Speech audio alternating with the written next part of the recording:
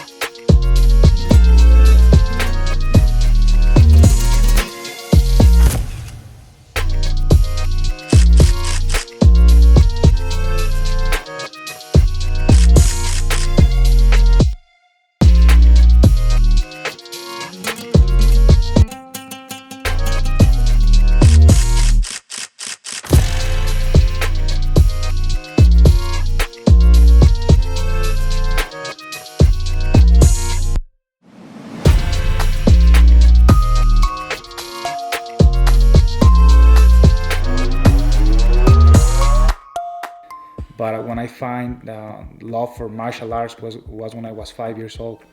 Then my father saw that on me, like that I was really hyperactive and that I was like kind of problematic in school and stuff. So they say, okay, so he needs some discipline. So they introduced me to Taekwondo. The only thing that I wanted to do was fight. 2 days before the fight, they told me that I was going to fight this guy, and then they changed opponent. But I didn't really give a fuck, because I didn't even fucking knew the other guy either. 2,000 people, 2.5 thousand people in the small arena. I remember when they started taping me, I went and checked out the other guy, because the commission said that you can't have like any tape on top of this. And the other guy had like a fucking like fucking hard, because they were trying to fuck me up, I was like, motherfuckers, look at mine. I have always been like that, like 1-to-1, like 1-to-1. He's in the street, 1-to-1, fucking take you down, no problem, stand up, and then we'll fucking do it again, until somebody quits. And walk out with the first song with Lose Yourself from Eminem. I didn't know too much English, but I in YouTube I look it up and then read what he was saying, and I had it on my mind. So you only have one shot, don't lose your chance to blow. This opportunity comes once in a lifetime, and everything that I could think was that, like I had this fucking opportunity to be fucking fighting right here in front of my fucking people, don't fuck up. And then the only thing that I could fucking see was smoke everywhere, fucking lights and shit. And then I realized that I was inside a fucking cage. I went from 0 to 100, like to no amateur fights, just bro. For me, it was completely new. I didn't know if I was going to fight forever, one more fight, or what was going to happen. I didn't have an idea. So I just went there and I fight, with what I knew. And it was enough to finish the fight in the first round with a double, like the Andre Fili kick, double. Broke this guy's nose. And then they stand up the guy, and I was like, "This is over. Are we fighting again? Like, yeah, let's go. Let's go. We're fighting again." The ref was like, "No, relax, bro, relax. The fight's over." I was like, "Okay, just gonna make sure."